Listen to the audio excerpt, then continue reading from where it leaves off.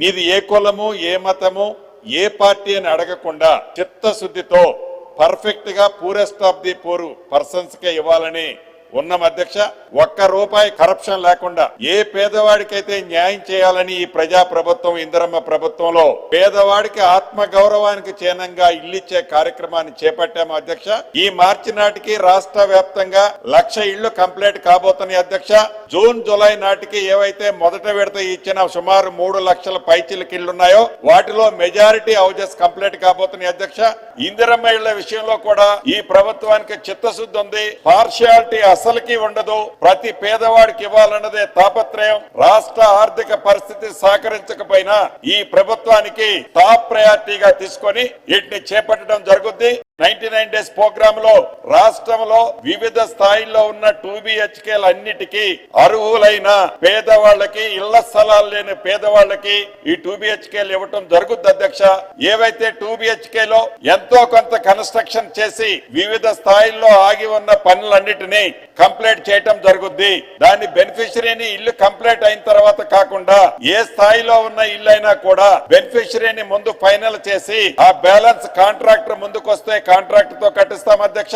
Contractor ముందుకు రాకపోతే ఆ బెనిఫిషరీ కట్టుకుంటే ఆ బెనిఫిషరీకి ఆ డిఫరెన్స్ అమౌంట్ ఏదైతే ఉందో గతంలో ఇవ్వంగా మిగిలిన డబ్బులు ఆ బెనిఫిషరీకి ఇచ్చి అతనే ఆ బ్యాలెన్స్ ఇల్లును పూర్తి చేసుకునే విధంగా ఆల్రెడీ ఆర్డర్స్ ఇచ్చాం. ఎవరైతే పని చేసుకునే ప్రాంతంలో హ్యాబిటేషన్ ఉంటే తప్ప దూర ప్రాంతంలో 20 కిలోమీటర్లోనో 20 కిలోమీటర్లోనో మనం 2 BHK ఇచ్చినంత మాత్రంలో, ఇందిరమ్మ ఇళ్లు ఇచ్చే మాత్రంలో ఆ బెనిఫిషరీకి లబ్ధి జరగదు అనేది మా సర్వేలో తేలిన అంశం అధ్యక్ష.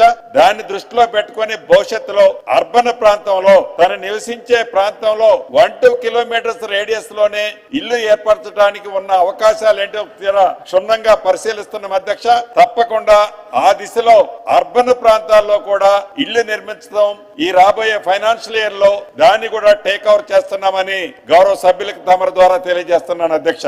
ఈ అక్రిడేషన్ కార్డులకు సంబంధించిన అంశంలో ఈ రాష్ట్ర ప్రభుత్వం ఎక్కడ వేషజాలకు పోయో మీడియా మిత్రుల్ని, అది డెస్క్ లో ఉన్న వాళ్ళ కానివ్వండి, వివిధ సెక్టార్ లో ఉన్న ఏ మీడియా మిత్రుల్ని కూడా సపరేట్ గా బైఫర్కేషన్ చేయాలన్నది లేదు అధ్యక్ష.